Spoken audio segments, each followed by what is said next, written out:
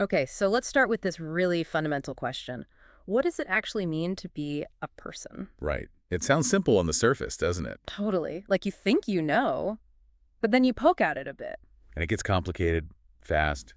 You run into philosophy, ethics, even things like AI. It's got huge implications. Yeah, real world stuff. How we treat others, who counts legally, ethically. Exactly. It shapes a lot. So that's our mission for this deep dive then, to kind of unpack personhood. We want to look at the key features people talk about. Like self-awareness, making moral choices, that sort of thing. Yeah, and explore this idea that maybe it's not just, yes or no. Maybe it's more of a spectrum. That's a really key idea we'll get into. And then tackle the big questions. Animals, artificial intelligence, where do they fit in? If they fit in at all. Well, We've pulled together thoughts from, well, all over classical philosophy, metaphysics, ethics, cognitive science, even how art looks at it. okay, cool. So where do we start this journey, like historically? Well, a good starting point is often Aristotle. He was thinking about what separates the living, the ensouled, from the inanimate. And what did he land on? His big things were motion and perception. Basically, can it move itself and can it sense the world around it? Motion and perception. Huh. That feels quite broad now, doesn't it? It does, yeah. I mean, lots of things move and react. Plants, simple organisms. Right. So how did the thinking evolve? What are the features we tend to focus on now when we talk about personhood? Contemporary philosophy often highlights three core things: self-consciousness, moral agency, and responsibility. Okay, let's break those down. Self-consciousness.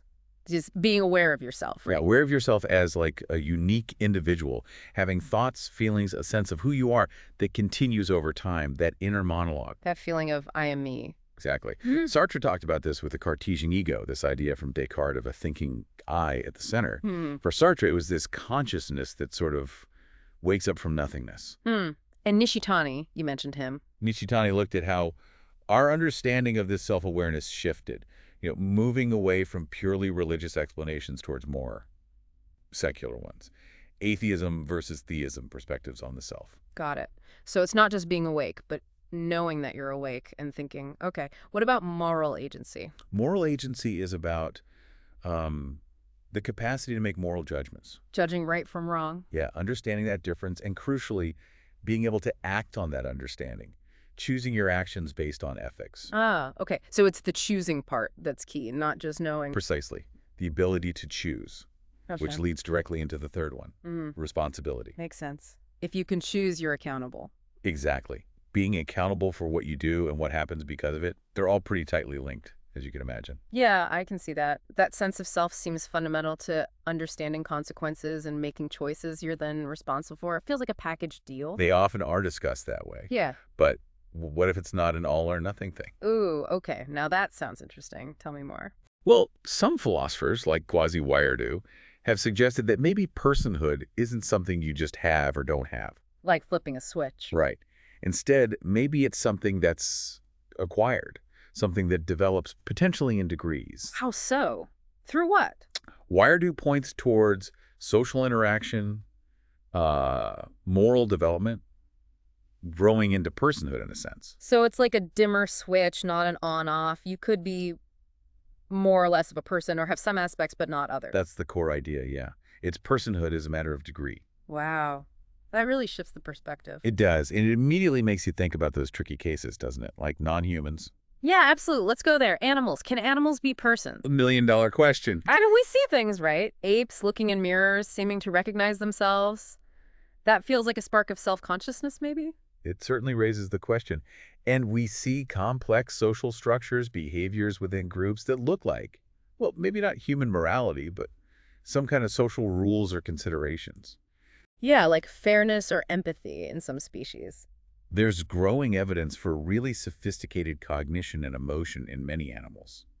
Martha Nussbaum's work is helpful here. The capabilities approach. Exactly. Instead of just focusing on, say, rationality in the human sense, she asks, what is this being actually capable of doing and being? What does it need to live a life with dignity according to its nature? So, less about human rights for dogs and more about what does a dog need to flourish as a dog. Precisely. It's about respecting their specific form of life and what enables them to thrive. Nussbaum argues this should apply to non-human animals, too. But she also warns against just imposing our human ideas of a good life onto them, right? Yes, That's crucial. We need to be careful. The idea is maybe a limited set of principles focused on protecting their ability to flourish, specific to the species, rather than trying to make them fit our mold. Okay, but then what about nature itself? Predators hunting prey, dominance hierarchies. We might object to, say, animal cruelty, but do we step into all of that? It gets messy. Incredibly messy. Intervening everywhere could throw whole ecosystems out of whack. There's a complex balance. Maybe the focus is more on preventing unnecessary suffering caused by humans while acknowledging natural processes. It's tough. It really pushes you to think about suffering and flourishing. If personhood or maybe moral consideration is tied to that capacity, different animals must fall on different points of that spectrum, surely. Absolutely. A dolphin versus a clam. Mm-hmm. Vastly different capacities for experience, suffering, flourishing. It's not a single category. Okay, that complexity definitely carries over when we think about the other big non-human question mark. Artificial intelligence. Okay. AI is developing so fast, doing things we thought only humans could do.